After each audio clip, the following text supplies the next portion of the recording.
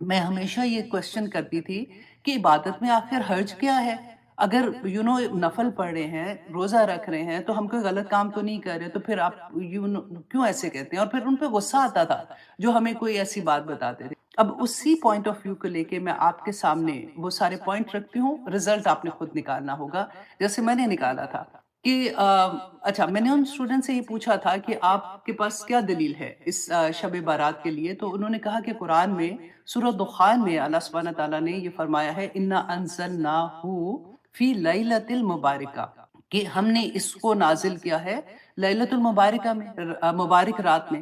تو آپ یہاں پہ اب غور یہ کریں کہ اِنَّا أَنزَلْنَاهُ ہو کون کس کی طرف ضمیر جاری ہے کہ اس قرآن کو ہے نا، اس قرآن کو ہم نے کب نازل کیا؟ لیلۃ المبارکہ، مبارک رات میں، ٹھیک ہے؟ اس کی بنا پہ وہ یہ کہتے ہیں کہ یہ رات ہے جو شعبان کی 15 کی رات ہے۔ تو اس رات کو جب ہم عبادت کرتے ہیں تو اللہ سبحانہ تعالیٰ گناہ معاف کر دیتے ہیں، بخش دیتے ہیں، اور پھر اس کا صبح روزہ رکھنا بھی بنتا ہے۔ اچھا، اب اس کے بارے میں حدیث وہ یہ پیش کرتے ہیں کہ حضرت عائشہ رضی اللہ عنہا بیان کرتی ہیں کہ 15 شعبان کو رسول اللہ صلی اللہ علیہ وسلم ان کے گھر پہ تھے، ان کی باری تھی، تو رات کو جب ان کی آنکھ کھلی تو انہوں نے دیکھا کہ وہ وہاں پہ نہیں ہیں، تو وہ ان کے پیچھے گئی ان کو دیکھنے کے لیے، تو کہتے ہیں وہ دیکھا کہ وہ قبرستان جو تھا جنت البقیع ادھر وہ دعا کر رہے تھے، استغفار کر کے واپس آئے۔ آپ اب یہاں پہ یہ غور کریں، اس تو ٹھیک ہے، کیا رسول اللہ صلی اللہ علیہ وسلم نے اتنی بڑی رات تھی تو کہا کہ عائشہ اٹھو اور تم بھی میرے ساتھ عبادت کرو، اتنی بڑی رات ہے؟ یا پھر دوسری بیویوں کو جیسے رمضان میں آخری 10 راتوں میں وہ ٹینٹ لگتے تھے نا ان کے مسجد میں، کہ وہ راتیں جاگے اور اپنے گھر والوں کو جگاؤ اور یہ کرو، کوئی ایک حدیث آپ کو ایسے ملتی ہے کہ جس میں رسول اللہ نے کہا، صحابہ کو کہا؟ حضرت ابو بکر صدیق کتنے بیسٹ فرینڈ تھے، حضرت عمر، حضرت علی، حضرت عثمان، کسی کو کہ یہ رات اتنی بڑی رات ہے تو آپ لوگ سارے بس جمع ہو جاؤ، کیونکہ مسجد تو وہی تھی، تو رات کو اللہ سبحانہ تعالیٰ سے مانگتے ہیں، دعا مانگتے ہیں، کوئی ایسے رسول اللہ صلی اللہ علیہ وسلم کی زندگی میں 23 سال قرآن نازل ہوا، 23 سال میں کوئی ایسی رات ہمیں نہیں ملتی ہے کہ جس میں رسول اللہ صلی اللہ علیہ وسلم شعبان کی 15 کو جاگے اور عبادت کی اور اگلے دن روزہ رکھا۔ دیکھیں روزہ رکھنا جو ہے نا، وہ رسول اللہ کا یہ معمول تھا کہ وہ 13 14 15 ہر مہینے کی 13 14 15 کو روزہ رکھتے تھے، منڈے اینڈ تھرسڈے کا، اینڈ یہ 3 دن کا رکھتے تھے نا روزہ۔ ہمیں اصل میں عادت ہو گئی ہے شارٹ کٹ کی، ہم سوچتے ہیں کہ اچھا یہ ایک رات کو جاگ لیں گے، پوری رات عبادت کر لیں گے، پھر اگلے دن روزہ رکھ لیں گے، الحمدللہ ہم ایک تسلی ہو جاتی ہے نا، جیسے اس طرح سے ہو جاتی ہے۔ لیکن اگر ہمیں یہ کوئی کہے کہ یہ تو رسول اللہ کی وہ سنت ہے کہ جس کو چھوڑنا ہی نہیں چاہیے، رسول اللہ نے ساری عمر کہا تو منڈے 13 14 15 ہر مہینے اسلامی مہینے میں ہمیں روزہ رکھنا چاہیے، اور منڈے تھرسڈے کا روزہ رکھو تو پھر ہماری یہ سنت کدھر چلی جاتی ہے؟ اچھا پھر اب یہاں پہ یہ دیکھیے کہ یہ تو میں نے آپ کو بتا دیا، رسول اللہ صلی اللہ علیہ وسلم نے ہمیں اپنا پورا دین مکمل دیا تھا، جو اللہ سبحانہ تعالیٰ نے ان کو وہی قرآن میں کی ہے، ہمارے پاس پورا قرآن ہے، رائٹ؟ اور رسول اللہ صلی اللہ علیہ وسلم کو جو کچھ بھی احادیث کے تھرو ہمارے پاس ہے، حجت الوداع کے موقع پر 1,44,000 صحابہ تھے، رسول اللہ نے وہاں پہ ان سے کہا کہ تم بتاؤ مجھے کہ میں شہادت لی ان سے کہ میں نے دین مکمل تم تک پہنچا دیا، سب نے کہا کہ ہاں آپ نے پہنچا دیا۔ پھر رسول اللہ صلی اللہ علیہ وسلم نے اللہ سبحانہ تعالیٰ سے کہا کہ آپ گواہ رہیے گا کہ میں نے ان کو یہ دین پہنچا دیا ہے، تو پھر یہ دین کہاں سے ہم ایڈ کریں؟ شیخ البانی کی بات مجھے یاد آتی ہے، وہ کہتے تھے کہ جب سنت کو آپ چھوڑ دیتے ہیں نا تو پھر وہاں پہ یہ ہوتا ہے کہ بدعات جو ہوتی ہے نا وہ ان کی جگہ لے لیتی ہیں، اور جب لوگ بدعات کو فروغ دیتے ہیں تو سنتوں سے اعراض کرنا شروع ہو جاتے ہیں، کیونکہ وہ تو تسلی میں آ جاتے ہیں کہ ہم نے تو یہ کام کر لیا ہے۔ اور میں واپس آپ کو یہ بات کہوں گی کہ مجھے بھی آنیسٹلی بڑا غصہ آتا تھا جب کوئی یہ کہتا تھا کہ اس رات کو تو لکھا ہی نہیں ہے، تم کا عبادت کرو، تو میں کہتی تھی ان کو کہ نیا چیز پتا، ہم کوئی غلط کام کر رہے ہیں، ہمیں ایسے روک رہے ہیں۔ تو دین میں کوئی چیز ایڈ کرنا، دیکھیں جاگنا ہے تو آپ جاگیں، ٹھیک ہے، آپ روز جاگیں، تہجد، اب دیکھیں یہ بات کہ اس رات کو ایسے ہوتا ہے، بخاری اور مسلم کی حدیث کہ اللہ سبحانہ تعالیٰ ایوری سنگل نائٹ جو تہجد کا وقت ہوتا ہے آسمان دنیا پہ آ کے پکارتے ہیں کہ ہے کوئی مانگنے والا، کہتے ہیں نا، اور ہم سب کو اس بات کا پتہ ہے، تو پھر ہم تہجد میں ایوری ڈے کیوں نہیں اٹھتے ہیں؟ کیونکہ یہ شارٹ کٹ ایک سال میں ایک دن کا ہمیں زیادہ اچھا لگتا ہے نا، اچھا کیا لگتا ہے، بہت آسان لگتا ہے، تو پھر دل میں یہ خیال آتا ہے کہ مسجدیں بھری ہوئی ہیں، کیا ان کو نہیں پتا کہ یہ چیز ٹھیک ہے کہ نہیں؟ تو واللہ اعلم۔ اللہ بہتر جانتا ہے کہ ان کو کیا پتا ہے کیا نہیں۔ میں آپ کے سامنے دیکھیں قرآن پاک میں آپ کو تفسیر میں بھی اکثر یہ بات کہتی ہوں کہ سب سے خوبصورت تفسیر کیا ہوتی ہے کہ قرآن کی ایک آیا کی تفسیر دوسری آیا سے، اس کی ڈیٹیل دوسری آیا سے مل جاتی ہے۔ ہم بار بار قصے پڑھتے ہیں نا، آدم علیہ السلام کا ایک قصہ ایک دفعہ آتا ہے، پھر دوسری جگہ آتا ہے، پھر تیسری جگہ آتا ہے، تو اس کو تقویت ملتی ہے دوسری وجہ سے تیسری جگہ پہ جب ہم پڑھتے ہیں۔ اب یہاں پہ آپ غور کیجئے گا، میں آپ کے سامنے قرآن کی آیات رکھتی ہوں کہ قرآن نازل کب ہوا۔ انا، یہ سورہ دخان کی آیا ہے نا، انا انزلناہو، کہ ہم نے اس قرآن کو نازل کیا فی لیلۃ المبارکہ، مبارک رات میں، ٹھیک ہے۔ اب دوسرے میں سورۃ البقرہ کی آیت نمبر 185 میں اللہ سبحانہ تعالیٰ فرماتے ہیں شہر رمضان الذی انزل فیہ القرآن، یہاں تو بینہ بتا دیا کہ رمضان کا مہینہ وہ ہے جس میں اللہ سبحانہ تعالیٰ نے قرآن نازل کیا۔ اب تیسری جگہ آپ دیکھیے کہ جو ہم پڑھتے ہیں کہ انا انزلناہو، کہ ہو کی ضمیر کدھر جا رہی ہے؟ انا انزلناہو، ہم نے اس قرآن کو نازل کیا فی لیلۃ القدر، قدر کی رات میں۔ تو یہ ساری راتیں قرآن ہی نازل ہوا نا، ساری راتیں کدھر ہیں آپ خود سوچئے، شہر رمضان الذی انزل فیہ القرآن۔ تو جو یہ رمضان کی رات ہے، رمضان کے دن ہے، رمضان کے مہینے کی اسی لیے اتنی برکت، اتنی فضیلت ہے کہ اس میں قرآن جیسی اللہ سبحانہ تعالیٰ نے اتنی عظیم چیز ہم پر نازل کی۔ تو اب آپ خود سوچئے، فیصلہ آپ پہ ہے کہ آپ نے کیا کرنا ہے کیا نہیں کرنا۔ اگر آپ اس وقت پڑھ رہے ہیں، اگر آپ جاگ رہے ہیں، آپ پڑھ رہے ہیں، تو اللہ سبحانہ تعالیٰ، دیکھیں پڑھنے دعا کرنے میں کوئی حرج نہیں ہے، میں یہ نہیں کہہ رہی ہوں کہ آپ نفل پڑھنے چھوڑ دیں اگر آپ کریں، بس یہ دیکھیں آپ یہ اللہ سبحانہ تعالیٰ سے کہیں کہ یا پاک پروردگار میں جاگ رہی تھی، مجھے یہ وقت جو ہے ویسے بھی تہجد کا وقت سٹارٹ ہو گیا آپ لوگوں کا، لیکن اس کو دین کا حصہ نہ بنائیں۔ ایک ہوتا ہے نا پریکٹس کہ سب کو جمع کر کے، جیسے وہ نماز تسبیح کے بارے میں تھا، میں پہلے پڑھتی تھی، سب کو وہ آسان لگتا ہے، سارے آجو مل کے سارے پڑھتے ہیں، پھر پتہ چلا کہ نہیں، اس میں جماعت نہیں کرا سکتے، جماعت مطلب سارے مل کے عورتیں جیسے، تو یہ کرانے کا نہیں ہے، تو میں نے چھوڑ دیا، میں نے کہا ہاں نہیں یہ تو غلط بات ہے جو میں جو چیز ہم ایسی چیز ایڈ کریں اسلام کے اندر، اپنے دین کے اندر، اس کو دین کا حصہ بنا کے، جو نہ تو رسول اللہ صلی اللہ علیہ وسلم نے بتایا، نہ ہمیں کہیں سے اس کی کوئی ایسی اصل ملتی ہے، اور وہ حدیث میں نے آپ کے سامنے رکھی ہے کہ جو حضرت عائشہ رضی اللہ عنہا کی ہے، تو آپ اس کو بھی پڑھ کے دیکھ لیجیے، اور آپ وہاں سے اندازہ کر لیجئے کہ رسول اللہ صلی اللہ علیہ وسلم نے کسی کو جمع نہیں کیا، کسی کو یہ نہیں کہا کہ اٹھو اور آج کی رات اس طرح کی رات ہے۔ تہجد میں تو ہمیشہ ہی وہ کہتے تھے کہ یہ رات جو ہوتی ہے اس وقت اللہ سبحانہ تعالیٰ آسمانی دنیا پہ آ کے پکارتے ہیں۔ تہجد کی فضیلت تو اپنی جگہ ہے، روزہ رکھنے کی بھی 15 کی اپنی جگہ ہے، رسول اللہ کا معمول تھا، وہ ہر مہینے روزہ رکھتے تھے۔ تو ان چیزوں کو جو وہ ریگولر ہر مہینے تھے، اس کو ایک خاص نام دے دینا، مجھے نہیں سمجھ آتی اس بات کی۔ اگر آپ کو آتی ہے تو آپ اپنے کامنٹس میں ضرور بتائیے گا۔ اللہ سبحانہ تعالیٰ ہماری رہنمائی کرے۔ پھر سے میں وہی دعا کرتی ہوں، اللہم آرینی حق حقا وارزقنا اتباعہ وارنا باطلا باطلا وارزقنا اجتنابہ، کہ یا پاک پروردگار جو حق ہے نا وہ ہمارے سامنے لے آئے، اس کو میرے حق میں بہترین کر کے قبول کر لیں، پلیز اللہ سبحانہ تعالیٰ اس کو قبول کر لے۔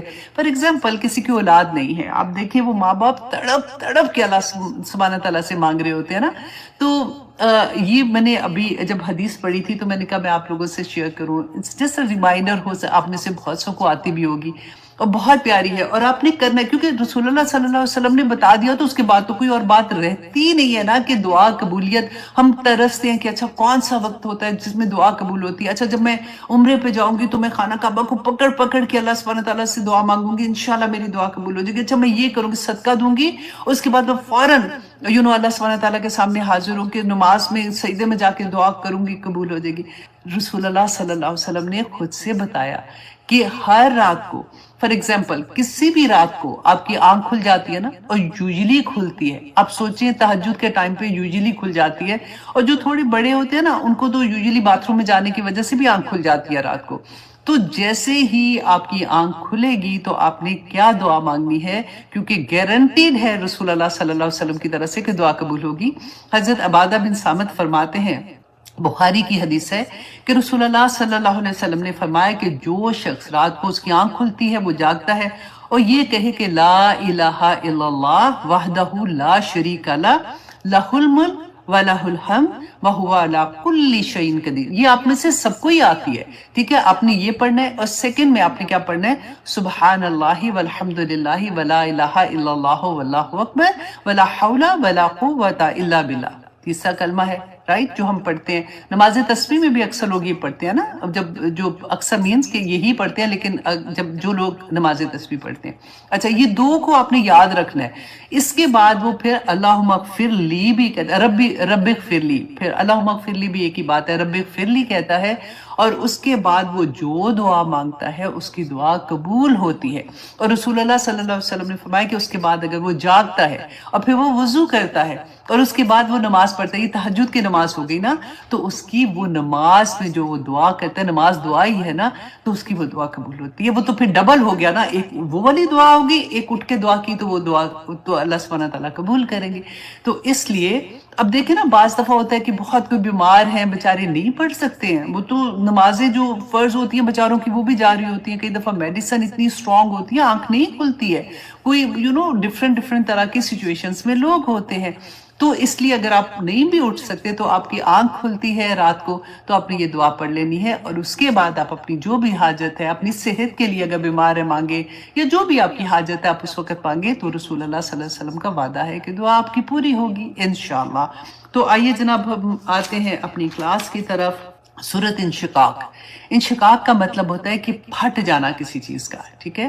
تو آج ہم یہ دیکھیں گے کہ اس سورہ میں اللہ سبحانہ تعالیٰ نے ہمیں کیا سبق دیا ہے. ہم آسمان کے بارے میں پڑھتے ہیں, یہ سورہ آپ نے بہت دفعہ پڑھی ہوگی, میننگز میں بھی آپ نے پڑھی ہوگی, ٹھیک ہے. آسمان پھٹ گیا, زمین بچھا دی گئی, یہ ہو گیا کیونکہ اللہ کا حکم تھا. لیکن کیوں اللہ سبحانہ تعالیٰ نے مجھے اور آپ کو یہ کیوں بتایا کہ آسمان پھٹ جائے گا؟ کیونکہ وہ اللہ سبحانہ تعالیٰ کا حکم ہے, اس لیے. تو اس کو آپ ذرا ڈیپلی اگر سوچیں کہ اللہ سبحانہ تعالیٰ اتنی بڑی, ہمارے لیے ہم انسان ہے نا, تو سب سے بڑی چیز ہم دیکھتے ہیں آسمان اوپر اور نیچے زمین, اتنی بڑی زمین اتنا بڑا آسمان. تو اللہ کے حکم سے وہ اپنی ہستی مٹا رہا ہے, اپنی, جیسے کہتے ہیں نا, آپ کو یاد ہے ابراہیم علیہ السلام کا قصہ کہ کس طرح سے انہوں نے صرف خواب میں دیکھا تھا نا کہ اللہ سبحانہ تعالیٰ نے ان کو حکم دیا کہ اپنے بیٹے کو ذبح کر دو, ہے نا. تو کیسے انہوں نے اللہ کا حکم مانا تھا؟ بالکل وہی چیز کہ اللہ سبحانہ تعالیٰ بتا رہے ہیں کہ اے انسان, یہ آسمان اور زمین جو اللہ کی مخلوق ہے, اللہ کے ایک حکم پر کس طرح سے اپنی ہستی کو ختم کر دیتی ہے, اور تو کیسا انسان ہے کہ تو اللہ کے حکموں پہ حکم پہ حکم پڑھ رہا ہے. سورۃ البقرہ میں صرف 1000 حکم ہے, 1000 حکم ہے, کہتے مفسرین نے بتایا.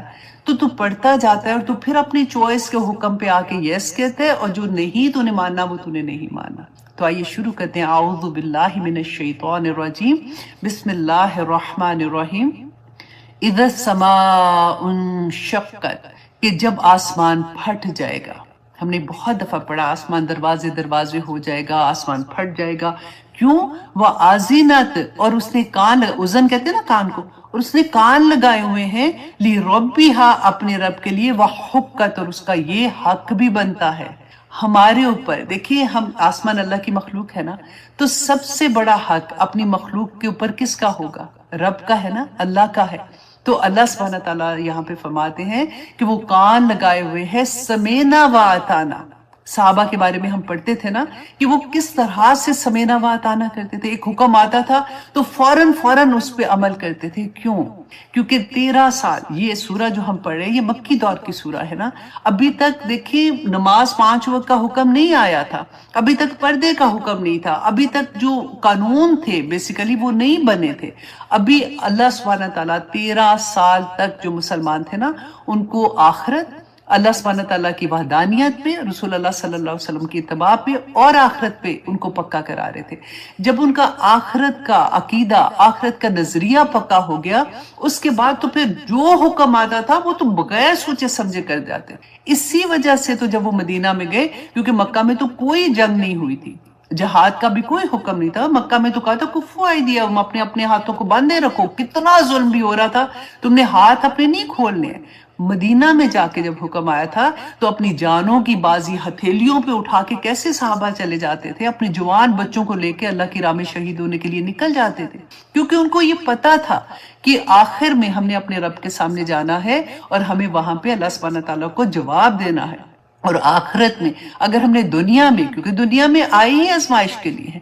اب دیکھیے کہ وہی صحابہ تھے، جب سورۃ البقرہ کا آخری رکوع ہم پڑھتے ہیں نا تو آیت نمبر 284 میں آتا ہے للہ ما فی السماوات و ما فی الارض وَإِن تُبْدُوا مَا فِي أَنفُسِكُمْ أَوْ تُخْفُوهُ يُحَاسِبْكُمْ بِهِ اللَّهُ، کہ اگر تم اپنے دل میں کچھ بھی اگر ظاہر کرتے ہو، چھپاتے ہو، تو یحاسبکم بہ اللہ، تو اللہ تم سے حساب لے گا اس کا۔ فَيَغْفِرُ لِمَن يَشَاءُ وَيُعَذِّبُ مَن يَشَاءُ وَاللَّهُ عَلَىٰ كُلِّ شَيْءٍ قَدِيرٌ، اللہ جس کو چاہے عذاب دے، جس کو چاہے بخش دے، اللہ ہر چیز پر قادر ہے۔ میں اور آپ بھی تو پڑھ رہے ہیں نا یہ آیا، اور اب سورۃ البقرہ میں تو آپ نے ہزاروں دفعہ یہ پڑھی ہوگی کہ ایسا ہوا تھا کہ ہمارا دل کانپ گیا، ہم رونا شروع ہو گئے یہ آیا پڑھ کے، صحابہ کانپ اٹھے تھے، رسول اللہ صلی اللہ علیہ وسلم کے پاس گئے، کہا کہ یہ آیا جو نازل ہوئی ہے اس میں تو اللہ سبحانہ تعالیٰ فرماتے ہیں کہ وَإِن تُبْدُوا مَا فِي أَنفُسِكُمْ، کہ تم اپنے جی میں، اپنے دل کے اندر کوئی بھی چیز جو بھی تم ظاہر کرو گے، چھپاؤ گے، اللہ سبحانہ تعالیٰ نے حساب لے لینا ہے۔ تو یا رسول اللہ، ہمارے دل پہ تو ہمارا اختیار نہیں ہے، جو سوچ آتی ہے، تو اللہ سبحانہ تعالیٰ اگر اس پہ حساب لینا شروع کر دیں گے تو ہمارا کیا بنے گا؟ تو پھر آیا نازل ہوئی تھی لا یکلف اللہ نفسا الا وسعها لها ما کسبت وعلیہا ما اکتسبت۔ اس کو ہم غلط طرح سے لوگوں کے ساتھ بیان کرتے ہیں نا، اللہ سبحانہ تعالیٰ وسعت کے مطابق ہی غم ڈالتا ہے۔ ہم نے اس کو یہ ڈال دیا کہ اگر کسی کے گھر اللہ نہ کرے کوئی غم کی بات ہوتی ہے نا، ہم اس کو تسلی دینے کے لیے کہتے ہیں نہیں نہیں، اللہ سبحانہ تعالیٰ کو پتا تھا تم اتنا برداشت کر سکتے ہو، تو اللہ سبحانہ تعالیٰ نے اسی لیے تم پہ یہ غم ڈالا ہے، تو کوئی بات نہیں، لا یکلف اللہ نفسا الا وسعها۔ یہ مطلب نہیں تھا اس آیہ کا۔ اس آیہ کا مطلب یہ تھا کہ وہ جو ڈرے تھے نا، تو اللہ سبحانہ تعالیٰ نے کہا نہیں، تم ڈرو نہیں، تم جس کے مکلف ہوگے نا، جو تم نے کیا ہوگا، لہا ما کسبت وعلیہا ما اکتسبت، کہ جو تم نے کمایا ہوگا، جو اچھے کام کیے ہوگے، جو برے کام کیے ہوں گے، اسی کی طاقت، جتنی تم میں طاقت ہے نا، اس کے مطابق ہی تم سے حساب لیا جائے گا۔ یہ نہیں کہا کہ اگر جتنی تمہیں طاقت ہے اتنے تم پہ غم ڈالے جائیں گے، تم برداشت کر لینا کیونکہ مجھے پتا ہے کہ تم اتنا برداشت کر رہے ہو۔ اس طرح سے ہم لوگ کس طرح سے آیات کے میننگز چینج کر دیتے ہیں۔ اور آپ دیکھیے کہ صحابہ، اللہ سبحانہ تعالیٰ نے فرمایا تھا، یہی آسمان کی بات ہو رہی تھی نا، اَأَنتُمْ أَشَدُّ خَلْقًا أَمِ السَّمَاءُ بَنَاهَا، تو اللہ سبحانہ تعالیٰ کیا کہ اے انسان، کیا تجھے پیدا کرنا یا آسمان کو پیدا کرنا زیادہ مشکل تھا کہ تجھے پیدا کرنا؟ تو اتنا سا بندہ ہے، اللہ نے اتنا بڑا آسمان بنا دیا تیرے آگے۔ تو اسی آسمان کے بارے میں اللہ سبحانہ تعالیٰ فرماتے ہیں کہ یہ اللہ کی مخلوق ہے نا، جب اللہ سبحانہ تعالیٰ اس کو حکم دیں گے وَآذِنَتْ، اور وہ اس حال میں ہے کہ وہ کان لگائے ہوئے ہے کہ لِرَبِّهَا وَحُقَّتْ، کہ اپنے رب کا حکم جب آئے گا تو اپنی ہستی کو مٹا دے گا۔ وَإِذَا الْأَرْضُ مُدَّتْ، اور جب زمین جو ہے وہ پھیلا دی جائے گی۔ قرآن میں ڈیفرنٹ جگہوں پہ آیا کہ زمین، ہم نے پڑھا نا کہ زمین کامتی ہے، اللہ کے خوف سے کامتی ہے، کہ مجھے جواب دینا پڑے گا۔ جب زمین کو بنایا تھا اللہ سبحانہ تعالیٰ نے تو تھر تھر کانپ رہی تھی کہ اللہ تو نے یہ جو مخلوق بنائی ہے یہ میرے اوپر اپنے گناہ کرے گی تو میں کیسے، اس کی گواہیاں تو زمین نے دینی ہے نا۔ ہم نے یہ پڑھا نا کہ کتنی گواہیاں قیامت کے دن آئیں گی، تو ان کی گواہیاں میں کیسے دوں گی؟ تو وہی زمین کے بارے میں اللہ سبحانہ تعالیٰ نے کہا کہ اس کو پھیلا دیا جائے گا، کیونکہ قیامت کے دن ہر انسان جب قبروں سے نکلیں گے، جب سے آدم علیہ السلام سے آخر تک جتنے بھی انسان ہیں، کہ رسول اللہ صلی اللہ علیہ وسلم نے فرمایا تھا کہ وہ دن جو اتنی وحشت کا دن ہوگا، اتنا 50,000 سال کا ایک دن ہوگا، اس میں ایک قدم رکھنے کی بھی جگہ نہیں ہوگی۔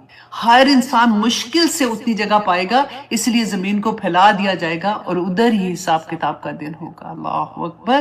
وَأَلْقَتْ مَا فِيهَا وَتَخَلَّتْ، اور وہ انڈیل ڈالے گی جو اس کے اندر ہوگا۔ اس کے اندر کیا ہے؟ انسانوں کے جسم ہے نا، باڈی، ہماری جسم جو ہے، ہم نے پڑھا تھا نا قیامت کے دن جب سور پھونکا جائے گا تو سارے انسان اپنی قبروں سے اٹھیں گے۔ وَأَلْقَتْ مَا فِيهَا وَتَخَلَّتْ، اور وہ اپنے آپ کو خالی کر دے گی، جتنی اس کے اندر معدنیات، خزانے ہیں، جو کیڑے مکوڑے، سب باہر نکل جائیں گے۔ کہ اللہ سبحانہ تعالیٰ کیوں ایسے وہ کرے گی؟ وَآذِنَتْ لِرَبِّهَا وَحُقَّتْ، کہ اس کو وہ کان لگائے ہوئے ہیں اپنے رب کے لیے، اور اس کا حق بھی یہی ہے۔ اللہ اکبر۔ اب دیکھیے کہ اب ہم آج کی کلاس میں ہمیں یہ بہت غور سے چیزوں کو سنا ہے، کیونکہ دیکھیں اگر ہم یہ سوچتے ہیں نا کہ ہم الحمدللہ ہم مسلمان ہیں، اور بہت سے لوگوں کو آپ نے یہ دیکھا ہوگا کہ یہ بات ہم سنتے رہتے ہیں کہ جی وہ اتنی کلاسز میں بھی جاتی ہیں، قرآن بھی پڑھی ہیں، پھر بھی ان کے عمل کیوں نہیں بدلتے، فلان جگہ ان کو دیکھا تھا تو وہ ایسے تھی، اس حال میں تھی، اس حال میں تھی۔ کیونکہ ابھی تک آپ دیکھیں ہمیں اس بات کا یقین نہیں ہے، ہمیں اس بات کا یقین نہیں ہے کہ میں اپنے رب کے حکم، ہم اللہ کو اپنا اللہ مانتے ہیں، ہم اس کو حاکم نہیں مان رہے، ہم اس کو حکم نہیں، حکم ہم اپنے نفس کے مان رہے ہیں۔ اللہ کو ہم کہتے ہیں ہم مسلمان ہیں، کلمہ گو ہیں، الحمدللہ ہم یہ ہیں، لیکن حکم اس کا نہیں مانتے، اس کو حاکم نہیں مانتے۔ جس وقت ہم جیسے خود مسلمان ہیں نا، تو ہم نے اپنی سوچ کو مسلمان ہی نہ کیا تو یہ چیزیں ہمارے سے نہیں ہوں گی۔ دنیا میں پھر وہی ہوتا ہے، ہم نے اسلام کو اپنی جائے نماز پہ بیٹھے تو ہم مسلمان ہیں، مسجد میں گئے ہم مسلمان ہیں، روزہ رکھا ہم مسلمان ہیں، عمرہ حج کرنے گئے ہم مسلمان ہیں، رائٹ؟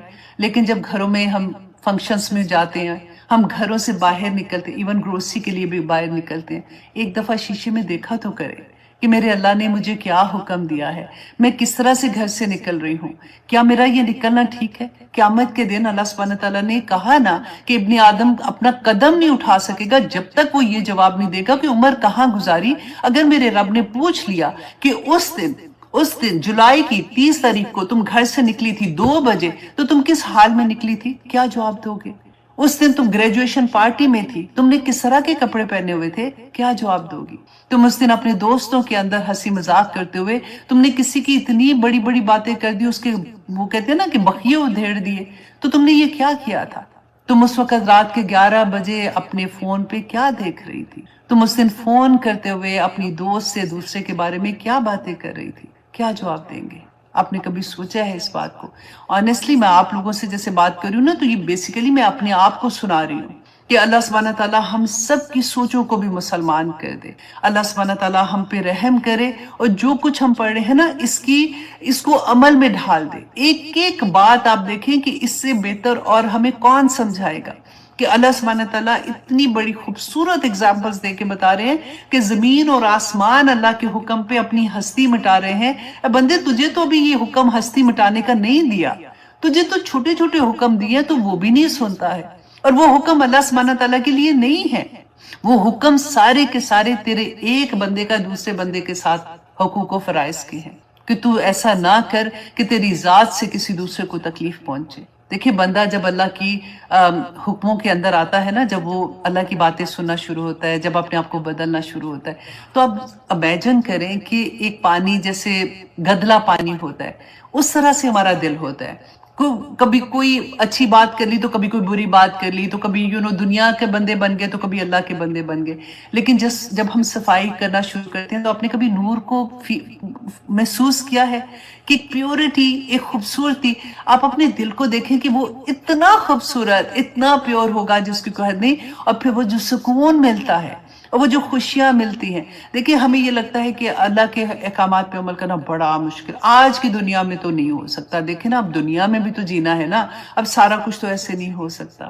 واللہ اللہ سبحانہ تعالیٰ کے احکامات کے اندر رہتے ہوئے جب آپ اپنی زندگی گزارنے کی کوشش کر رہے ہوتے ہیں نا، اللہ سبحانہ تعالیٰ کو وہ بندے پہ اتنا پیار آتا ہے، یہ وہی بندہ ہوتا ہے کہ اللہ سبحانہ تعالیٰ فرماتے ایک تیری چاہت ہے اور ایک میری چاہت ہے۔ اللہ سبحانہ تعالیٰ اس دنیا میں بھی اس کو عزت عطا کرتے ہیں۔ ہمارے پاس تو بہانے ہی بڑے پیارے ہوتے ہیں نا کہ میرا میاں نہیں مانتا تو میرا فلاں نہیں مانتا، تو اب دیکھو نا سسرال کا معاملہ ہے تو اب میں کیا کروں، تو اب مجھے تو جانا ہی پڑے گا، تو اگر وہاں پہ ایسے ہو رہا ہے تو اب کوئی بات نہیں، بچے ہیں نا، بڑے ہوں گے تو سمجھ آ جائے گی۔ یہ سب کچھ ہم اپنے آپ کو دھوکے میں ڈالتے ہیں۔ میں نہیں کہتی ہوں کہ ہم اتنے سخت ہو جائیں، کیونکہ اگر شروع سے تربیت ویسے نہیں کی ہے، ہمارے گھرانے ویسے نہیں تھے، تو جب ہمیں بدلاؤ آیا ہے تو بہت صبر کے ساتھ اللہ سبحانہ تعالیٰ سے دعا کر کے اپنے آپ کو ادھر لے کے آنا ہوگا۔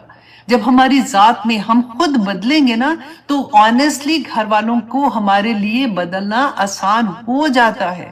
جب آپ کیسے ہو سکتا ہے کہ اللہ کے احکامات کے اندر آتے ہوئے ایک عورت اتنی خوبصورت ہو جاتی ہے کہ اس کے گھر میں اتنا امن آ جاتا ہے، اتنا سکون آ جاتا ہے، اس کی ذات سے اتنی روشنی پھیلنا شروع ہو جاتی ہے، ہسبینڈ مان جائیں گے انشاءاللہ۔ پہلے آپ اپنے آپ کو چینج تو کریں نا اس طرح سے، لیکن کیونکہ ہم نے اپنی ذات کو چینج نہیں کرنا ہوتا، ہم ظاہری چینج کو پہلے لے آتے ہیں کہ اچھا اگر ہم میں حجاب کر رہی ہوں تو میرے ہسبینڈ نے منع کر دیا، انہوں نے کہا ایسی حالت میں باہر نہیں جاؤں گی۔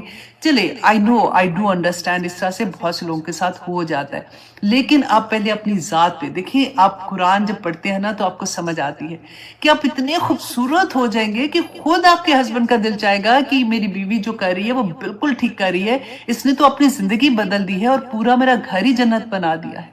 کوشش تو کریں گے نا، اور اللہ سبحانہ تعالیٰ سے مدد بھی مانگیں گے، کیونکہ اللہ سبحانہ تعالیٰ نے تو ہمیں یہ بتایا ہے نا کہ جب ہم بے قرار دل سے اللہ سے مانگتے ہیں، اما یجیب المضطر اذا دعاہ ویکشف السوء، اللہ کا وعدہ ہے جب ہم بے قرار دل سے اللہ سے دعا مانگتے ہیں اللہ ہماری دعائیں قبول کرتے ہیں۔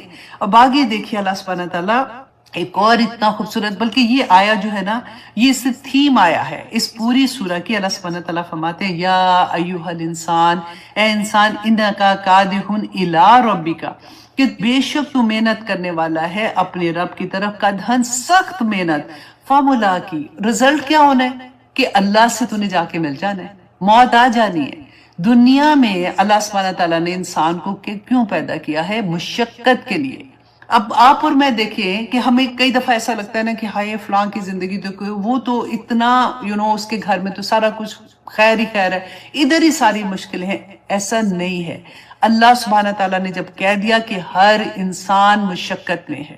اب دیکھیں چھوٹا بچہ آپ لے لیں، اگر وہ سکول جا رہا ہے، اب پہلی کلاس میں ہے، اس کی مشقت اپنی طرح کی ہے کہ اس نے پاس ہونا ہے، اس نے پڑھنا ہے۔ اب دیکھیں دین کے راستے میں آپ دیکھیں کہ ایک ہم جتنی محنت کر رہے ہوتے ہیں مشقت ہی ہے نا، کرتے تو محنت ہی ہے۔ اب دوسری طرف دیکھیں دنیا والا بندہ ہے، وہ بھی صبح سے رات تک دنیا میں لگا ہوا ہے، محنت تو وہ بھی کر رہا ہے۔ ہر انسان اللہ سبحانہ تعالیٰ نے ایسے ہی پیدا کیا۔ دنیا میں ہم کیوں آئے؟ وَلَنَبْلُوَنَّكُمْ بِشَيْءٍ مِّنَ الْخَوْفِ، اللہ سبحانہ تعالیٰ نے بتا دیا تھا کہ آزمائش انسان کے اوپر ہوگی، رائٹ؟ اب سب سے پہلے تو آپ یہاں پہ یہ دیکھیے کہ یہ آیا جو ہے، یہ اگر مفسرین نے اس کو تین طرح سے کہا کہ اگر یہ ہم دیکھیں کہ یہ رسول اللہ صلی اللہ علیہ وسلم سب سے پہلے مخاطب تو رسول اللہ تھے، تو اگر یہ آیا رسول اللہ صلی اللہ علیہ وسلم کو اللہ سبحانہ تعالیٰ فرما رہے ہیں نا کہ انسان انکا کادح الی ربک کدحن، کہ تو سخت مشقت کرے گا اس دنیا میں، کیونکہ اللہ سبحانہ تعالیٰ نے کہا نا لقد خلقنا الانسان فی کبد، کہ بے شک میں نے پیدا کیا انسان کو کبد، کیا کہ سخت وہ محنت کرے گا، سختی کے ساتھ مشقت میں پیدا کیا۔ تو ہمارا تو حال ہی یہ ہے۔ تو پھر ایک پتہ ایسی آیات پڑھ کے نا ایک سکون سا ہوتا ہے کہ اچھا ٹھیک ہے، اللہ سبحانہ تعالیٰ نے خود کہہ دیا ہے تو میرے اوپر جو مشکلیں ہیں، میرے اوپر جو سختیاں ہیں نا وہ آنی ہے، تو اچھا اب آئیں گی تو پھر میں نے کیا کرنا ہے، پھر میں کیسے ان سے آسانی سے نکل جاؤں گی، تو پھر آسانیاں ہو جاتے، پھر ڈپریشن نہیں ہوتا، پھر ایسا نہیں ہوتا کہ ہمیں کوئی گلے شکوے کرنے پڑے اللہ سبحانہ تعالیٰ سے۔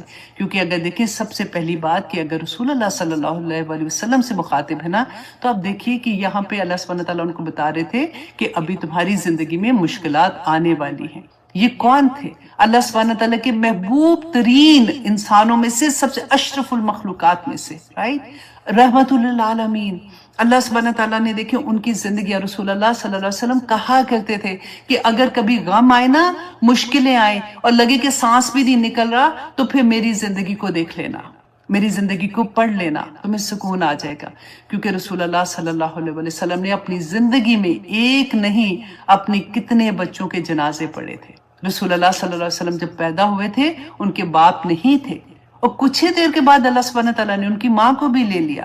پھر اگر دادا نے ان کی کفالت کرنی شروع کی تو پھر دادا کو لے لیا، پھر چاچا نے کرنی شروع کی تو چاچا کو لے لیا، اور اسی سال اس کو عام حزن کہتے تھے رسول اللہ صلی اللہ علیہ وسلم، کہ اسی سال رسول اللہ صلی اللہ علیہ وسلم کو ایک بہت بڑا غم آیا تھا، حضرت خدیجہ رضی اللہ عنہا، جن کا ایک ایک پیسہ اسلام کی بنیاد میں لگا تھا۔ رسول اللہ صلی اللہ علیہ وسلم ان سے اتنی محبت کرتے تھے، باہر کی دنیا میں جو مشکلیں آتی تھی نا، گھر میں آتے تھے تو وہ بیوی ان کو کمفرٹ دیتی تھی، ان کے ساتھ آ کے رسول اللہ صلی اللہ علیہ وسلم کو ایک سکون ملتا تھا۔ اللہ سبحانہ تعالیٰ نے وہ بھی لے لیا۔ یہ تھے ہمارے نبی صلی اللہ علیہ وسلم، انہوں نے بھوک بھی دیکھی تھی، انہوں نے پیٹ بھر کے کھانا بھی کھایا تھا، انہوں نے ہر طرح کی حالت ایموشنلی، آپ دیکھیں جب حضرت عائشہ رضی اللہ عنہا پہ الزام لگا تھا نا، اس وقت آپ سوچیں رسول اللہ صلی اللہ علیہ وسلم کی کیا حالت ہوئی تھی جب تک وحی نہیں آئی تھی۔ ایموشنلی بھی رسول اللہ صلی اللہ علیہ وسلم کے ساتھ ایسے دن گزرے تھے، تو ہم کون ہیں؟ اور اب دیکھیں سیکنڈ میں آپ یہ دیکھیں کہ اگر یا ایوہ الانسان، اگر یہ مومنین کے لیے ہے، بعد مفسرین نے کہا کہ یہ آیا جو ہے یہ مومنین کے لیے اللہ سبحانہ تعالیٰ نے کہی، کیونکہ سورۃ البقرہ میں اللہ سبحانہ تعالیٰ نے یہ آیت نازل کی تھی کہ وَلَنَبْلُوَنَّكُمْ بِشَيْءٍ مِّنَ الْخَوْفِ وَالْجُوعِ وَنَقْصٍ مِّنَ الْأَمْوَالِ وَالْأَنفُسِ وَالثَّمَرَاتِ وَبَشِّرِ الصَّابِرِينَ۔ پڑھا تھا نا کہ مومن ایسا نہیں ہے کہ ہم اگر الحمدللہ اب ہماری نمازیں پوری ہوگی، اب تو میں اس کلاس میں بھی جانا شروع ہو گئی ہوں، اب تو میں ٹیسٹ بھی بہت اچھے دے رہی ہوں، اب میں روزے بھی رکھ رہی ہوں، اب میں یہ بھی کرنا شروع کر دیا تو پھر میرے اوپر یہ کیوں مشکلیں آ رہی ہیں؟ اللہ سبحانہ تعالیٰ نے اسی کا جواب ہے، یہ سکون کی آیا ہے کہ یہ حالات ہمارے اگر آتے ہیں تو فَبَشِّرِ الصَّابِرِينَ، تو اللہ سبحانہ تعالیٰ نے فرمایا کہ خوشخبریاں دے دو صبر کرنے والوں کو۔ دنیا میں رہتے ہوئے یہ ساری زندگی جو رولر کوسٹر کی طرح کی زندگی ہے نا، وہ ہوگی، ہر ایک کے ساتھ ہوگی، لیکن اللہ سبحانہ تعالیٰ کے وعدہ ہے کہ جو میرے مومن بندے ہیں نا، اللہ سبحانہ تعالیٰ ان کو جو لینڈنگ ہے نا وہ سکون والی دے دیں گے۔ اب دیکھیں جہاز میں ہم بیٹھے ہیں، اتنا جہاز ہل رہا ہے، پتہ نہیں ابھی گئے کہ ابھی گئے، ابھی گئے کہ ابھی گئے، لیکن اگر ہمیں فور شیورٹی یہ پتا ہوگا کہ نہیں لینڈنگ ٹھیک ہو جائے گی، انشاءاللہ اتر جائیں گے، تو خوف نہیں رہتا اس طرح کا نا، پھر خوف نہیں رہتا۔ لیکن جس کو یہ پتہ ہی نہیں، وہ لینڈنگ میں ہی پھنس کیا جائے گا کہ آپ مر گئے، ابھی گئے ابھی گئے ابھی گئے، تو وہ خوف کا عالم آپ نے دیکھا ہے۔ یہی مومن اور دوسرے انسان کے خوف میں فرق ہے۔ مومن کو یہ پتا ہے، اس کو 110% پتا ہے کہ میری لینڈنگ جو ہے وہ آسان ہوگی، اللہ سبحانہ تعالیٰ انشاءاللہ جنت میں بھیج دیں گے۔ اس دنیا میں اللہ سبحانہ تعالیٰ نے اس لیے تو بھیجا ہے، خود اللہ سبحانہ تعالیٰ نے سورۃ الملک ہم روز پڑھتے ہیں نا، تو اللہ سبحانہ تعالیٰ نے فرمایا کہ الذی خلق الموت والحیات لیبلوکم ایکم احسن عملا، کہ اللہ سبحانہ تعالیٰ نے کیوں پیدا کیا؟ تاکہ وہ یہ آزمائے کہ تم میں سے بہترین کام کون کرتا ہے۔ تمہارے پاس دو راستے ہیں، ایک وہ راستہ ہے جو اللہ سبحانہ تعالیٰ نے تمہیں دے دیا، اور دوسرا وہ راستہ ہے جو تمہارے نفس کا راستہ ہے، جو شیطان کا راستہ ہے، جو دنیا میں بھاگنے کا راستہ ہے۔ دیکھیں دنیا بری نہیں ہے، دنیا میں اللہ سبحانہ تعالیٰ نے یہ جو رشتے دیے ہیں نا، وہ برے رشتے تو نہیں دیے نا۔ دنیا میں رہتے ہوئے اپنے آپ کو آپ صرف ایک دفعہ یہ ایک سوچ اپنی ڈیولپ کر لیں کہ دنیا میں رہتے ہوئے میں اگر نماز میں فجر کی نماز میں اٹھی ہوں نا، تو میری پورا دن کی نماز، میری عشاء تک میں نے نماز کی حالت میں رہنا ہے۔ کیسے رہیں گے؟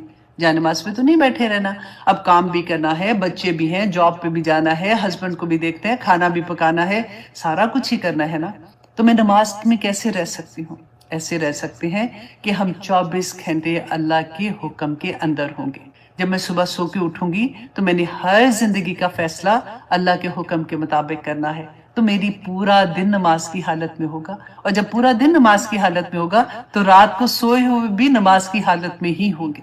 یہ جب چیزیں ہمیں سمجھ آتی ہیں، اللہ کے پیغام سمجھ آتے ہیں نا، تو پھر بہت پیارا لگتا ہے قرآن، بہت پیارا لگتا ہے اللہ سبحانہ تعالیٰ کی محبت۔ یہاں پہ اللہ سبحانہ تعالیٰ اب مفسرین نے جب تیسری چیز کہی کہ اگر یہ دیکھیں یا ایھا الانسان، تو یہ تمام انسانیت کے لیے ہے، تمام انسانیت، اس میں کوئی یہ نہیں کہ مسلمان ہے یا کافر ہے یا منافق ہے، تمام انسان جو پیدا ہوئے ہیں، اللہ سبحانہ تعالیٰ نے فرمایا کہ ہر انسان مشقت میں ہے۔ ہمیں کئی دفعہ ہوتا ہے نا کہ کسی کو دیکھ کے کہتے ہیں ہائے ایسی زندگی میری بھی ہو جائے، کبھی نہ مانگے۔ مفسرین کہتے ہیں کہ ایسی دعا کبھی نہیں مانگنی چاہیے۔ ہمیں نہیں پتا ہوتا یہ سارا ڈفرنس جو ہے نا، یہ صبر کا ڈفرنس ہے۔ بعض لوگوں کا صبر اتنا بڑا ہوتا ہے کہ کسی اور کو پتہ ہی نہیں چل رہا ہوتا کہ وہ کس کس مشکل سے گزرے ہیں۔ بعض لوگوں کا صبر چھوٹا ہوتا ہے، تھوڑی سی مشکل آئی، ادھر بیٹھے بات کی، ادھر بیٹھے بات کی، اس کو بتایا اور اپنے آپ کو بھی اس لیے کہ پتہ ہے کبھی غم آتا ہے نا تو اللہ سے بتایا کریں۔ کبھی بندہ کہتا ہے کہ اچھا اب نہ بتاؤں میں تو پھٹ ہی جاؤں گی، تو جب آپ بتاتے ہیں نا آنیسٹلی منع کرتے ہیں بتانے سے، اس لیے کہ ہاں اس کو ضرور تکلیف بتا دو جو تمہاری تکلیف دور کر سکتا ہے، ادروائز مت بتاؤ، کیونکہ تمہیں پتہ ہی نہیں ہوتا کہ جس کو تم بتا رہے ہو اگلی جگہ پہ بیٹھ کے وہ کہے گا تمہیں پتہ ہے اس کے ساتھ بیچاری کے ساتھ یہ ہوا تھا، اور وہ پھر کئی دفعہ مذاق ہی بن جاتا ہے بندہ کہ یہ اس کی تو عادت ہی، وہ سارا وہ یہاں کرتی رہتی ہے۔ اللہ سبحانہ تعالیٰ سے بات کیا کریں، وہ ہمارا ولی ہے، وہ ہمارا دوست ہے۔ اللہ سبحانہ تعالیٰ انت ولی فی الدنیا والآخرہ توفنی مسلما والحقنی بالصالحین، آمین یا الہی آمین۔ تو یہاں پہ جو اللہ سبحانہ تعالیٰ نے فرمایا کہ ایک انسان تو سارا وقت ایک مشقت سے اپنی زندگی گزار رہا ہے، اور آخر میں کیا ہے؟ آنا تو نے میرے پاس ہے، اینڈ رزلٹ کیا ہے؟ کتنا بھی بھاگ لے گا، کتنا بھی کچھ کر لے گا، رزلٹ کیا ہے کہ آنا تو نے اللہ کے پاس ہے، وہاں پہ آ کے تو نے جواب دینا ہے نا۔ دیکھیے جب ہم دنیا میں جو بھی پیدا ہوتا ہے اس کے ساتھ موت کی بیماری لگی ہوتی ہے۔ اب ہمیں آپ دیکھیں کہ اللہ نہ کرے کسی کا ہم سنتے ہیں نا کہ اس کو کینسر ہو گیا تو ایک دم سے دل پہ ہاتھ پڑتا ہے، ایک دم سے لگتا ہے اوپر کا سانس اوپر نیچے کا نیچے رہ گیا، ہوتا ہے نا ایسے. اور بعض دفعہ تو لوگوں کو بہت ٹائم مل جاتا ہے, بعض کو نہیں بھی ملتا, بعض کی اچانک پتہ چلتا ہے اور ودن 1-2 مہینے میں بھی ڈیتھ ہو جاتی ہے. اور بعض لوگوں کو یہ ہوتا ہے کہ اچھا چلو ان کو پلان کرنے کا موقع مل جاتا ہے کہ اچھا میرے پاس اتنا وقت ہے, بچوں کے لیے یہ, بیوی کے لیے یہ, اور جو بھی سچویشن ہوتی ہے, تو اس طرح سے انسان کرتا ہے نا کہ اس کو پتہ چل جاتا ہے. اب آپ دیکھیے کہ جب ہم پیدا ہوئے تھے, جب میں پیدا ہوئی ہوں, تو اسی وقت سے اللہ سبحانہ تعالیٰ نے بتا دیا کہ تجھے موت کی بیماری لگی ہوئی ہے, تو نے ایک دن بس مر جانا ہے, ختم ہو جانا ہے. تو اس سے پہلے اس دنیا میں جو تو نے کرنا ہے جلدی جلدی کر لے. ہم کرتے ہیں کیونکہ ہم موت کا ذکر ہی نہیں کرتے. موت جو ہے نا سب سے بڑی پہرہ دار ہے ہمارے اوپر. جب تک یہ خود نہیں آئے گی نا, وَآذِنَتْ لِرَبِّهَا, جب تک اس کو رب کا حکم نہیں ہوگا نا, وہ کسی اور کو ہماری جان لینے کے لیے نہیں آنے دے گی. یہ ہماری اتنی زبردست حفاظت کرتی ہے. اور جب حکم آ جائے گا پھر کوئی پتہ نہیں چلتا کہاں پہ کھڑے, کہاں پہ بیٹھے. اب بچے چھوٹے ہیں یا بڑے ہیں, ابھی میری ضرورت کن لوگوں کو ہے, اور میرے بعد تو یہ بےچارے مر ہی جائیں گے. کوئی کام نہیں آتا, اللہ کا حکم آ جاتا ہے اور انسان چلا جاتا ہے. فَمُلَاقِي, تو اللہ سے ملنے والا ہے. دنیا میں جو تو مشقت کر رہا ہے, ہونی مشقت ہے. اب دیکھو ایک ریس ہے نا, آپ سوچیں کہ ایک ریس میں ہم بھاگ رہے ہیں. یہ دنیا والوں کی ریس جا رہی ہے, یہ اللہ سبحانہ تعالیٰ کی طرف جانے والوں کی ریس جا رہی ہے. محنت یہ بھی کر رہے ہیں. اب دیکھیں جو شاپنگ کرنے جاتی ہے وہ بھی بیچاری بڑی محنت کرتی ہے, اٹھتی ہے, تیار ہوتے ہیں, پھر شاپنگ کر رہے, چل رہے ہیں, تھیلے اٹھائے ہوئے ہیں, تھکے ہوئے ہیں, لیکن ان کو کوئی پرواہ نہیں ہوتی ہے, کیونکہ ایک خوشی ہوتی ہے نا کہ ہائے میں نے یہ خرید لیا, وہ خرید لیا. کیونکہ آپ یہ دیکھیں ہماری جو دوڑ ہوتی ہے نا, وہ ہماری اس پہ ہوتی ہے جو ہماری خواہش ہوتی ہے, جو ہماری پرائرٹی ہوتی ہے, جس کو ہم نے اہمیت دی ہوتی ہے نا. مجھے بہت پیاری یہ بات لگتی ہے, سورج مکھی کا پھول جو ہوتا ہے نا, وہ اس کو میں کہتی ہوں دیکھو جا سورج جاتا ہے نا, وہاں مڑتا جاتا ہے. تو ہماری پرائرٹی بھی جو ہوگی نا, ہماری دوڑ بھی ادھر ہی ہوگی. تو اللہ سبحانہ تعالیٰ نے یہاں پہ ہمیں کیا بتایا ہے کہ انسان تو اپنی دوڑ کو ٹھیک کر لے. تو مشقت تو ہے, دونوں طرف مشقت ہے, لیکن آخر میں تو نے میرے پاس آنا ہے, اور آخر میں آ کے تو نے ایک ایک لمحے کا جواب دینا ہے. اور پھر اللہ سبحانہ تعالیٰ فرماتے ہیں, یہ بھی آیا بہت خوبصورت ہے, اللہ اکبر. اللہ سبحانہ تعالیٰ فرماتے ہیں فَأَمَّا مَنْ أُوتِيَ كِتَابَهُ بِيَمِينِهِ, کہ وہ جو لوگ ہیں. اب یہاں پہ 2 طرح کے لوگوں کا اللہ سبحانہ تعالیٰ نے کمپیریزن کیا ہے. آپ میں سے ہر کوئی, اگر آپ کے گھر کے آدمی جو ہے نا, وہ ان کو پلیز یہ پارٹ اس سورہ کا ضرور سنا دیں. اگر اور کچھ نہیں, اپنا قرآن مصحف کھولیں اور خود سے یہ والی آیا پڑھیں, اور ان کو کہیں کہ آپ اس کا اردو میں یا انگلش میں یا جس طرح بھی ان کو جو بھی لینگویج آسان لگتی ہے اس میں آپ خود اس کا ترجمہ پڑھیں, اور پھر آپ چھوٹی سی تفسیر ان کو بتا دیں. اللہ سبحانہ تعالیٰ نے 2 طرح کے آدمیوں کا کمپیریزن کیا. فَأَمَّا مَنْ أُوتِيَ كِتَابَهُ بِيَمِينِهِ, کہ وہ لوگ جن کا نامہ اعمال ان کے دائیں ہاتھ میں دیا جائے گا. دائیں ہاتھ کھانے والا ہوتا ہے نا, جسے ہم کھانا کھاتے ہیں, دائیں ہاتھ میں دیا جائے گا.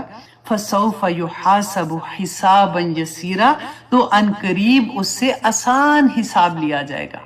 ہم نے یہ پڑھا تھا نا کہ 3 طرح کے لوگ ہوں گے. یہ دائیں ہاتھ والوں کے ساتھ ایک اور طرح کے ہوں گے, وہ جو سابقون اولون ہیں, وہ بھی اسی طرح سے ان کا بھی نامہ اعمال دائیں ہاتھ میں ہوگا.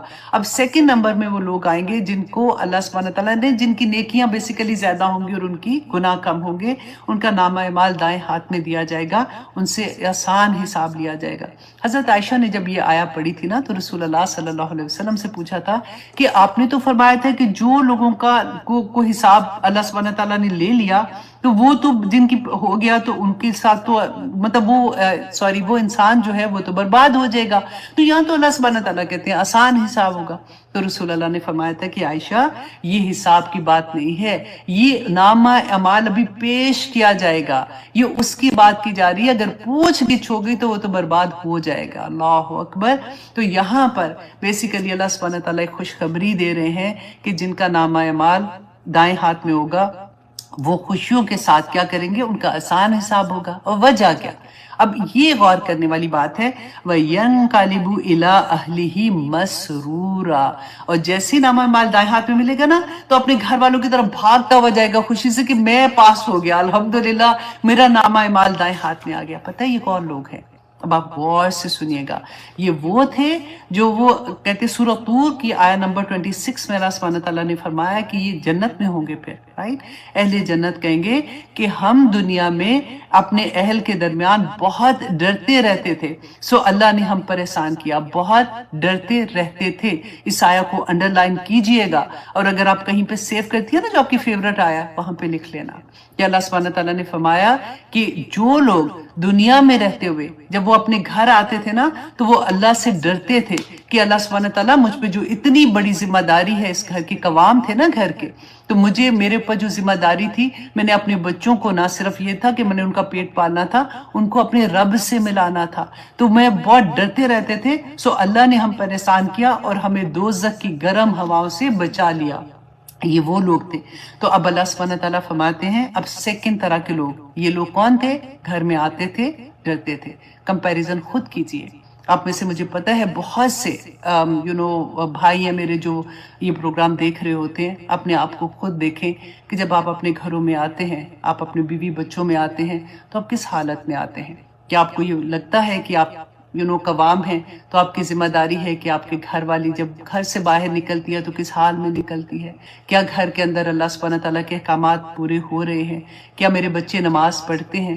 क्या मैंने बच्चों को अल्लाह सुब्हानहू तआला की पहचान दी है? अल्लाह सुब्हानहू तआला फरमाते हैं, व अम्मा मन ऊतिया किताबहु वरा ज़हरी, कि रहे वो लोग जिनको, व अम्मा और रहा वो, मन ऊतिया किताबहु, जिसकी उसकी किताब जो है वरा ज़हरी, जारी ऐसे वरा पीछे कहते हैं ना, कहते हैं जब फरिश्ते जो है वो नामा माल पकड़ा रहे होंगे ना, तो जिनको बाएं हाथ में पकड़ाएंगे, क्योंकि उनको पता तो लग जाएगा कि बाएं हाथ में क्यों पकड़ा रहे हैं, तो वो पकड़ेंगे नहीं, वो अपने हाथ यूं पीछे कर लेंगे और फरिश्ते मारेंगे उनको, कहेंगे पकड़ आज अपनी किताब, तो खुद ही काफी है इसको पकड़ने के लिए, खुद ही काफी है इसको पढ़ने के लिए। अल्लाह अकबर। फसौफ यदऊ सुबूरा, तो वो अनकरीब पुकारेगा हलाकत को। जैसे ही उसको नामा माल पकड़ाया जाएगा, वो कहेगा या अल्लाह मैं मर जाऊं, मैं मट्टी हो जाऊं। हमने पढ़ा था इसके बारे में ना, कि जब वो देखेगा क़यामत के दिन, तो कहेगा कि काश मैं मट्टी हो जाता, ताकि मेरे से ये हिसाब वाला दिन ही ना होता। अल्लाह सुब्हानहू तआला फरमाते हैं, वयस्ला सईरा, कि वो आग में जलेगा, भड़कती हुई आग में उसको फेंक दिया जाएगा। क्यों फेंका जाएगा? इन्नहु काना फी अहलिही मसरूरा, कि वो दुनिया में अपने घर में बड़ी खुशियों से आता था, बड़ा मुतमईन था, उसको कोई परवाह नहीं थी कि मेरे बच्चे क्या कर रहे हैं, मेरी बीवी किस हाल में। अब मैं तो कमा के आ गया हूँ, खाने के पैसे दे रहा हूँ ना, घर बार चल रहा है, ठीक है। और आजकल तो औरतें भी कमाती हैं, इसलिए वो वाली भी चीज कोई नहीं है कि खावंद नहीं सिर्फ कमाना है। अब दोनों बराबर बराबर करते हैं। जब दोनों घर आते हैं, बच्चे स्कूल से आए हैं, किस हाल में आए हैं, उन्होंने घर आके क्या किया है, क्या नहीं किया। देखिए, माएँ भी सुबह से रात तक जॉब करती हैं। अल्लाह अकबर। बहुत बड़ी, जब कोई क्वेश्चंस ऐसे आते हैं ना, तो हमारे ऊपर जिम्मेदारी। आप देखिए, जब शादी होती है तो सबसे पहली बात ये, मैं हमेशा ये कहती हूँ कि शादी is not only fun, it's not only जो हम मूवीज में देखते हैं, ड्रामों में देखते हैं। शादी इज अ ह्यूज जिम्मेदारी। एक नई नस्ल को तैयार करना है, एक नई नस्ल को उस लेवल पे उसकी तरबियत करनी है कि वो एक अच्छा मुसलमान कैसे बनेगा। हाँ, होता है कई दफा कि आपने घर में बहुत अच्छी तरबियत की, आपने दिन रात मेहनत की, आपने सब कुछ किया, लेकिन कई दफा आप पे आजमाइश पड़ जाती है कि बच्चे जब बाहर की दुनिया में, क्योंकि बाहर की दुनिया में फितना तो है, तो कई दफा उसमें इन्वॉल्व हो जाते हैं।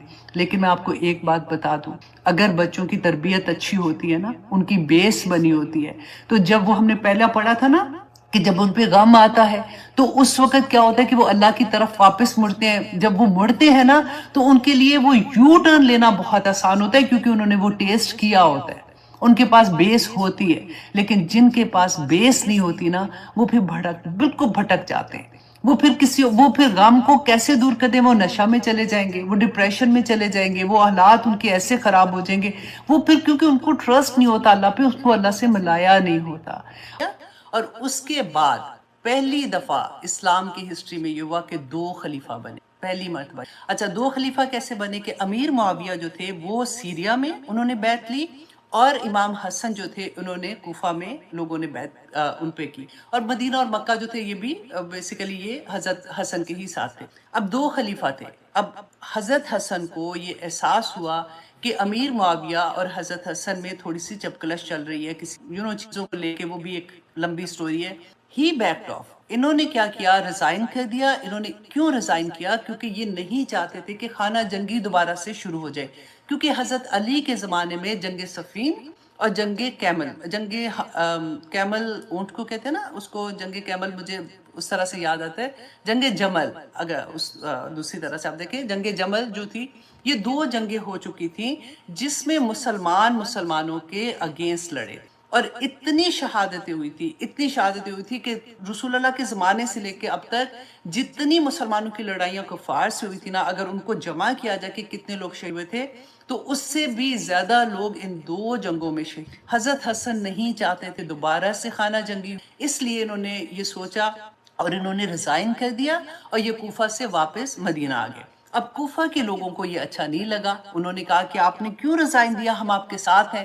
لیکن حضرت حسن نے ان کو سمجھایا کہ یہ وجہ ہے، میں نہیں چاہتا کہ دوبارہ سے مسلمانوں میں اس طرح کی پرابلم ہو۔ حضرت حسین رضی اللہ عنہ جو تھے، اچھا اب ان میں نا 1 سال کا فرق تھا، زیادہ بڑے اور چھوٹے نہیں تھے۔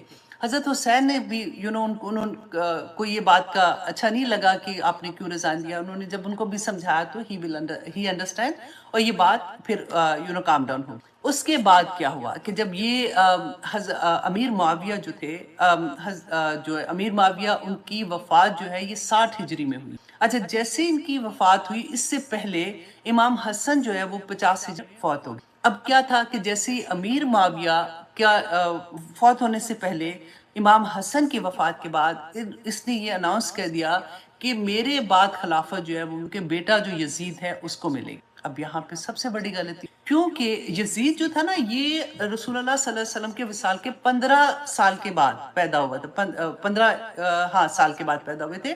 میں نے پھر آپ کو یہ کہا ہے کہ اگر ایک تھوڑا بہت ادھر ادھر ہوتا ہے نا تو آپ نے اس پہ غور نہیں کرنا، آپ صرف واقعے کو دھیان دیں۔ تو 15 سال کا فرق تھا۔ امام حسن اور حسین کو آپ دیکھیں جب رسول اللہ کا وصال ہوا تو آلموسٹ 7 ساڑھے 6 7 سال کا کہ یہ بچے تھے، اور یزید 15 سال اس کے بعد بھی کہ پیدا ہوا، تو اتنا ایج ڈفرنس بھی تھا۔ اب امیر معاویہ نے کیا کیا کہ اپنی زندگی میں یہ اناؤنس کر دیا، لیکن جیسے ہی امیر معاویہ کی 60 ہجری میں وفات ہوتی ہے تو یزید نے جو مدینہ کا گورنر تھا نا، اس کو مدینہ کے گورنر کا نام تھا مروان بن حکم۔ مروان بن حکم کو پیغام بھیجا کہ جا کے اب کیونکہ مدینہ کے لوگ اور مکہ کے لوگ they were not happy اور وہ بیعت نہیں کرنا چاہتے تھے۔ یزید نے اس کو کہا کہ تم جو سب سے پہلے امام حسین رضی اللہ عنہ سے بیعت لو، کیونکہ اس کو یہ پتا تھا کہ اگر یہ بیعت کر لیں گے تو سارے لوگ آرام سے پیچھے مان جائیں گے تو معاملہ ہی ختم ہو جائے گا۔ اب کیا تھا کہ امام حسن جو ہے وہ بیعت نہیں کر رہے تھے، ان کو مجبور کیا جا رہا تھا، بار بار ان کو کہا جا رہا تھا بیعت کریں آپ بیعت کریں۔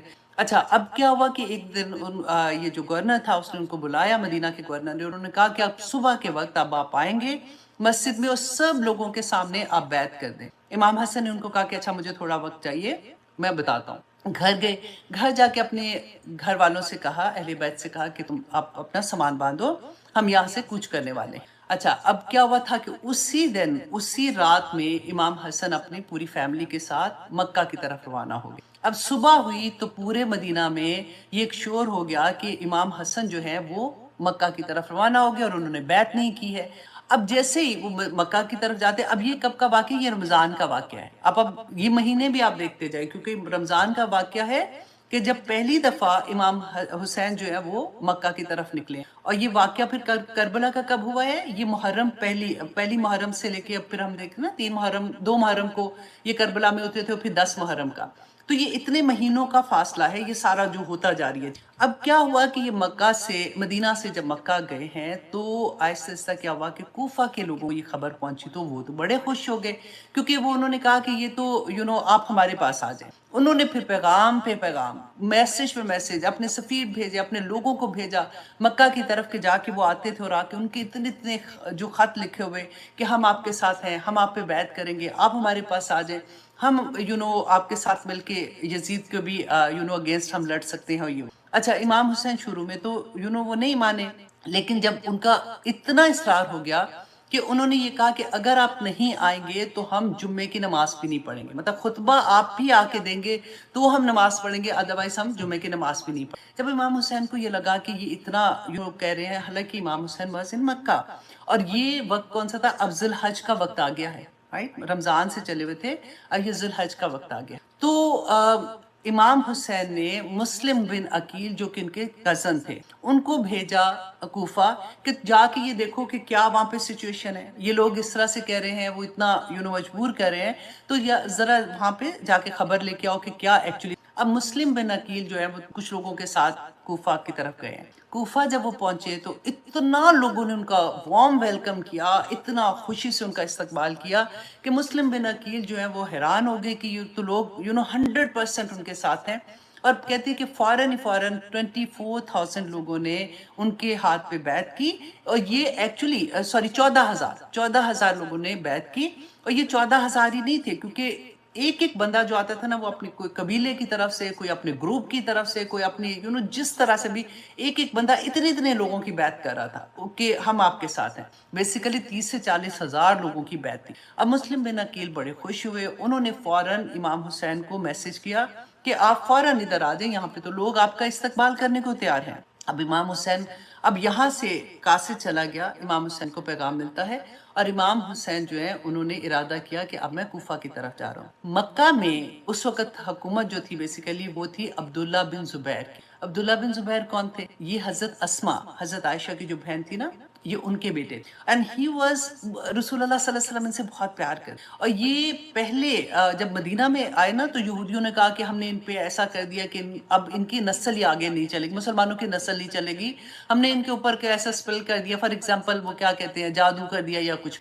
تو تھوڑا سا جیسے دل میں ایسے خیال بھی آتا، تو ہی واز دا فرسٹ بچہ جو پیدا ہوا تھا، اور رسول اللہ صلی اللہ علیہ وسلم نے ان کو گڑتی بھی دی تھی، تو ہی واز ان مکہ، تو انہوں نے امام حسن کو سمجھایا کہ آپ نہ جائیں، کیونکہ آپ جائیں گے وہاں پہ تو وہاں پہ پھر خانہ جنگی ہونے کا ڈر ہے، کیونکہ جب پتہ چلے گا ڈیفینیٹلی تو پھر یہ پرابلم ہوگی، اور انہوں نے یہ بھی سمجھایا کہ دیکھیں آپ انٹرویو نہ کریں کوفہ والوں پہ، کیونکہ انہوں نے حضرت علی کے ساتھ بھی، آپ کے باپ کے ساتھ بھی ایسے کیا تھا، مطلب وعدے سے پھر جاتے تھے اور ایسے نہیں کرتے تھے، پر حضرت حسین نے یہ کہا کہ نہیں، ان کو دیکھو یہ خط تو نہیں کہتے، وہ جیسے بوریاں بھر کے نہیں خط ہوتے، کہ دیکھو وہ انہوں نے مجھے ایسے بلایا ہے، اور پھر دوسری بات انہوں نے، کیونکہ یہ حج کا مہینہ تھا نا، انہوں نے کہا کہ مجھے یہ پتا چل گیا ہے کہ یزید مجھے ایسے نہیں چھوڑے گا، تو میں نہیں چاہتا ہوں کہ یہ مقدس سرزمین ہے خانہ کعبہ میں، یہاں پہ میں بلڈ شیڈ نہیں چاہتا ہوں، تو میں چاہتا ہوں کہ میں یہاں سے چلا جاؤں۔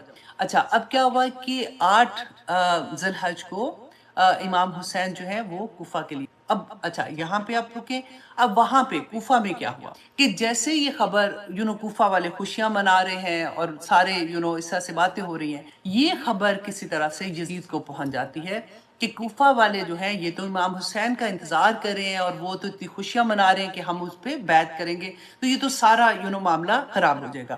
اب یزید نے فوراً کیا کیا کہ ابن زیاد جو بڑا ظالم تھا، he was only 28 years old، اس کو گورنر بنا کے ایک خط دیا، اور اس کے ساتھ 17 لوگوں، اس نے کہا کہ تم لوگ جاؤ اور جا کے فوراً کوفہ میں جا کے جس طرح سے بھی ان کو ڈرا کے، ان کو پیسے دے کے، رشوت دے کے، کسی طرح سے بھی ان کو سب کو روکو کہ وہ امام حسین کا ساتھ نہ دے۔